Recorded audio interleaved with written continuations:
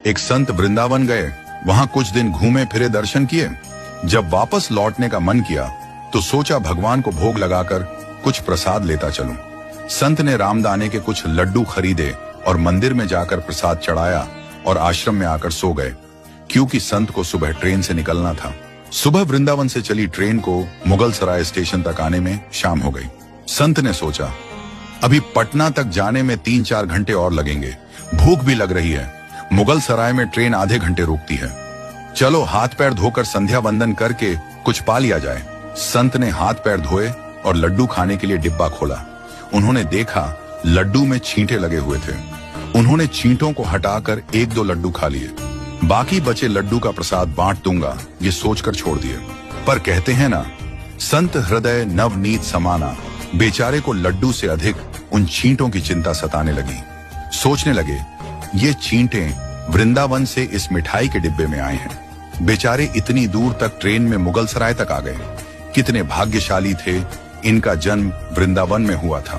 अब इतनी दूर से पता नहीं कितने दिन या कितने जन्म लग जाएंगे इनको वापस पहुंचने में। पता नहीं ब्रज की धूल इनको फिर कभी मिल भी पाएगी या नहीं। मैंने कितना बड़ा पाप कर दिया, इनका वृंदावन छुड़वा दिया। नहीं, मुझे वापस जाना होगा। और संत ने उन छींटों को वापस उसी मिठाई के डिब्बे में सावधानी से रखा और वृंदावन की ट्रेन पकड़ ली। उसी मिठाई की दुकान के पास गए और डिब्बा धरती पर रखा और हाथ जोड़ ली। मेरे भाग्य में नहीं कि तेरे ब्रज में रह सकूं, तो मुझे कोई अधिकार भी नहीं कि जिसके भाग्य में ब्रज की धूल लिखी है उसे दूर कर सकूं।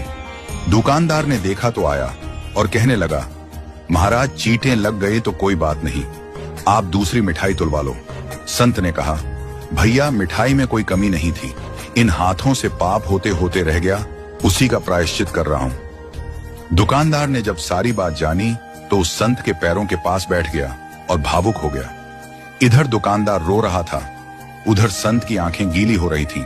बात भाव की है, बात उस निर्मल मन की है, बात ब्रज की है, बात मेरे वृंदावन की है, बात मेरे नटवर नागर और उनकी राधा रानी की है, बात मेरे कृष्ण की राजधानी की है।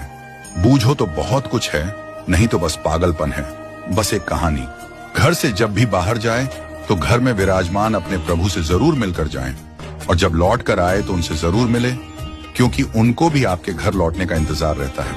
घर में यह नियम बनाइए कि जब भी आप घर से बाहर निकले तो घर में मंदिर के पास 2 घड़ी खड़े रहकर कहें, प्रभु चलिए आपको साथ में रहना है। ऐसा बोलकर ही घर से निकले, क्योंकि आप भले ही लाखों की घड़ी हाथ में क्यों ना पहने हो, पर समय तो प्रभु के ही हाथ में है ना।